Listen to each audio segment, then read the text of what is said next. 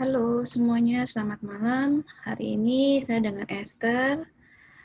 Saya akan mengajarkan dan menjelaskan untuk mata kuliah elektronik bisnis atau yang kita sebut e-bisnis.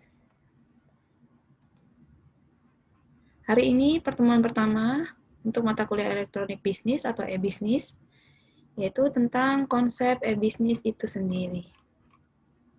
Awal dari perkembangan e-bisnis pada tahun 1970, lalu digunakan sebagai transaksi pembayaran melalui internet, ya, yang dimana disebut dengan electronic fund transfer. Lalu pada tahun perkembangannya pada tahun 1990 dengan menggunakan teknologi triple W, dan tahun 2000-an perkembangan e-bisnis semakin pesat. Oke, di mana penggunaannya menggunakan data dari teknologi informasi dalam memproses, mengumpulkan data, dan mengirimkan suatu informasi. Dan juga mencakup dari peran TI-nya dan arsitektur TI. Oke, saat ini kegiatan e-bisnis merupakan kegiatan bisnis internet yang tidak hanya saja meliputi transaksi atau kegiatan pembelian, bahkan ada penjualan dan juga jasa, tapi di mana meliputi pelayanan pelanggan dan kerjasama dengan rekan bisnis. Oke, untuk mempersingkat, pengenalan dari e-bisnis ini menurut Lou Gerster, yaitu merupakan suatu aktivitas yang berkaitan secara langsung maupun tidak langsung dengan proses pertukaran barang atau jasa dengan memanfaatkan fasilitas internet sebagai medium komunikasi dan transaksi. Dan juga salah satunya menggunakan aplikasi teknologi internet yang merambah dunia bisnis internal, melingkupi sistem, pendidikan pelanggan, pengembangan produk, dan pengembangan usaha. Ya, ada juga menurut Mohan Sehwis atau menurut Romney, yaitu suatu elektronik bisnis yang mengacu pada semua penggunaan kemajuan teknologi informasi, khususnya dalam teknologi jaringan dan komunikasi, untuk memperbaiki cara-cara sebuah organisasi dalam melakukan proses-proses bisnis itu sendiri. Oke, hubungan dari e-bisnis, e-commerce, atau juga sering yang kita lihat sekarang ini adalah suatu marketplace, ya, di mana cakupannya sangat luas, ya. Biasanya lebih ke sektor perdagangan atau penjualan. Tapi tidak hanya itu juga, elektronik bisnis ini juga dipakai dalam mitra bisnis, pelayanan nasabah, sumber daya manusia, lowongan pekerjaan, dan banyak hal lainnya. Oke, dalam sistem-sistem yang ada, contohnya yaitu penggunaan dalam interaksi eksternal organisasi dalam bisnis, ya. Nah, ini mencakup dari supplier, customer, investor, dan kreditor.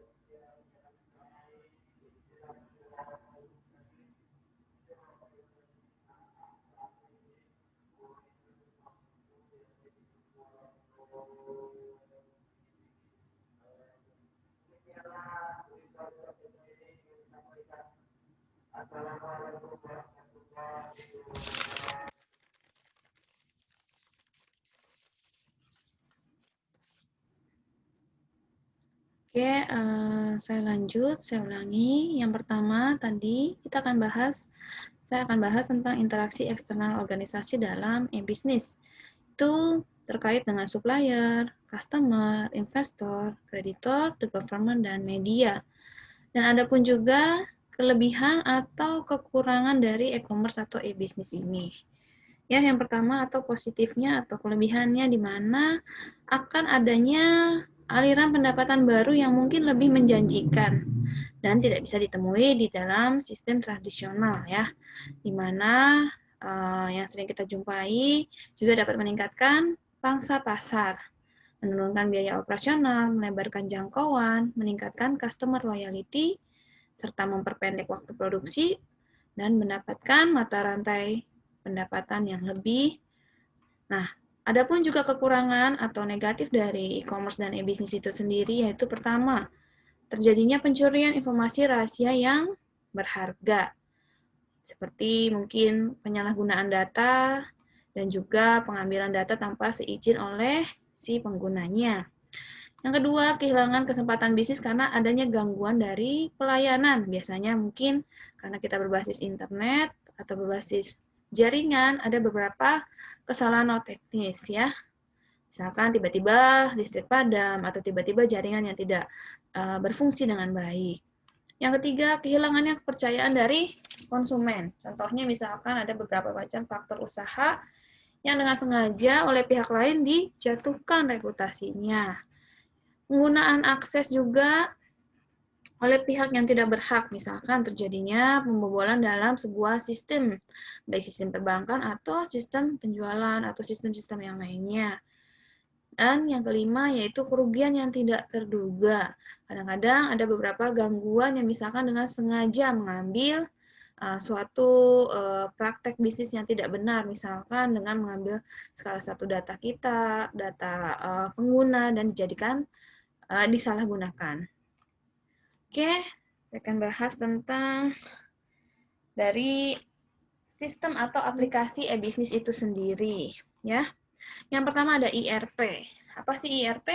Dengan kata lain adalah sistem operasi bisnis yang setara dengan sistem operasi Windows untuk operasi back office. Jadi lebih tepatnya dalam penggunaan perkantoran ya, atau misalkan di belakang. Yang pertama biasanya ini suatu sistem yang digunakan dalam sistem informasi untuk perusahaan suatu perusahaan baik manufaktur atau perusahaan bisnis lainnya, berperan mengintegrasikan dan mengotomasi proses bisnis. Lalu juga ada namanya sistem yang dibuat antara sebuah perusahaan, antara konsumen dan juga di mana satu antara sistem ini mengkaitkan dengan perusahaan dan konsumen dan publik tidak dilibatkan. Dalam arti kata, terjadinya dua sistem arah, yaitu dari penggunanya, yaitu konsumen, dan pemakainya juga merupakan, atau penggunanya juga dari back office itu sendiri. Lalu, client server software baik desktop atau berbasis web. Dan juga memiliki kemampuan untuk mengolah sebagai besar transaksi. Dapat diakses juga secara real time. Nah, yang kedua CRM. Sebelum CRM, saya akan kasih contoh untuk ERP. ERP itu adalah contohnya misalkan suatu sistem, ada sistem akuntansi, accounting yang ada di perusahaan, atau sistem inventory, lalu ada sistem pembelian, sistem penjualan, sistem penggajian, sistem yang lain yang bisa digunakan aplikasinya. Lalu yang kedua, CRM. CRM adalah konsumasi dari personalisasi produk dan layanan secara real time. Nah, di mana contohnya juga itu misalkan dalam membangun hubungan sistem dengan konsumennya, yang paling gampang adalah membuat aplikasi kontak, yang dimana paling mirip untuk saat ini adalah membuat aplikasi seperti email atau chatting, baik yang digunakan secara internal atau eksternal. Yang ketiga ada aplikasi berupa supply chain management, yaitu suatu sinkronisasi dan koordinasi aktivitas-aktivitas yang berkaitan dengan aliran material dan produk, baik yang ada dalam satu organisasi maupun antar organisasi. Contohnya misalkan suatu aplikasi yang dibuat untuk transportasi dan pengemasan produk, atau aplikasi yang digunakan untuk meriset atau menganalisa desain produk yang terbaik dan mampu bersaing di pasar. Yang ketiga, mengoptimalkan sumber daya yang ada menggunakan aplikasi. Oke, di sini ada perbedaan antara bisnis organisasi tradisional atau yang manual dengan menggunakan e-bisnis. Ya, biasanya untuk perjalanannya mengalami angka yang lebih cepat. Kenapa? Karena tidak terhalang dengan terhalang dengan waktu, jarak, bahkan juga kecepatannya melebihi dari tradisional. Oke, cakupannya sendiri yaitu ada beberapa ruang lingkup, yaitu yang pertama e-bisnis dengan cara yaitu menggunakan prinsip 4W, yaitu what, who, where, and why. Yang pertama prinsip what. Apa sih what? Memiliki cakupan yang lebih luas dalam aktivitas dan mekanisme yang biasanya dilakukan secara face-to-face atau bertatap muka. Tapi karena dilakukan sekarang menggunakan online, akan menjadi interaksi antara perusahaan dengan konsumennya. Oke, yang kedua prinsip who atau siapa, di mana semua pihak dan entiti dapat melakukan interaksi pada suatu sistem bisnis ini. Jadi tidak terkecuali siapapun. Yang ketiga prinsip where atau di mana. Nah, dalam e-bisnis ini kegiatan dapat dilakukan di mana saja dan dapat diakses di mana saja, sejauh pihak yang berkepentingan memiliki fasilitas elektronik dan akses melalui internet. Yang keempat yaitu prinsip why. Prinsip ini di mana tidak hanya menguntungkan bagi perusahaan, namun memberikan kesempatan perusahaan untuk meningkatkan perusahaan dengan meningkatkan level pendapatannya, baik secara langsung maupun tidak langsung. Oke, ada beberapa juga 5 keuntungan. Yang pertama, dalam melakukan e-bisnis ini ada keuntungan yang pertama efisiensi. Lalu yang kedua efektivitas. Yang ketiga jangkauan. Yang keempat struktur. Dan yang kelima peluang. Oke, di mana tren saat ini arah e-bisnis adalah mencari pelanggan atau mencari servis pelayanan atau memberikan juga organisasi, pegawai, dan teknologi. Nah, biasanya kalau pelanggan, biasanya kita lihat sekarang yang ada adalah beberapa aplikasi marketplace seperti saya sebutkan brandnya Shopee, Tokopedia, Lazada, Bukalapak, ya. Lalu pelayanan e-service, di mana kita menggunakan fasilitas internet dalam suatu pelayanan, ya. Misalkan kita menggunakan sekarang ada namanya Halo Dokter. Tanpa harus datang, kita bisa berkonsultasi. Organisasi, ini baik digunakan dalam suatu perusahaan. Lalu pegawai, dalam perekrutan karyawan. Tentunya kalian sudah pernah menggunakan misalkan dengan JobDB. Lalu teknologi yang saat ini adalah menggunakan aplikasi web atau menggunakan Android ya, dalam memesan barang, melakukan pelayanan yang lainnya. Lalu jenis-jenis dari e-bisnis ada business to customer, business to business, business to government, business to edukasi. Oke, sekian materi hari ini. Jika ada yang mau ditanyakan, bisa masuk ke forum diskusi. Terima kasih, salam sehat dan bahagia. Sampai ketemu di pertemuan kedua minggu depan dalam jam waktu yang sama. Terima kasih semuanya.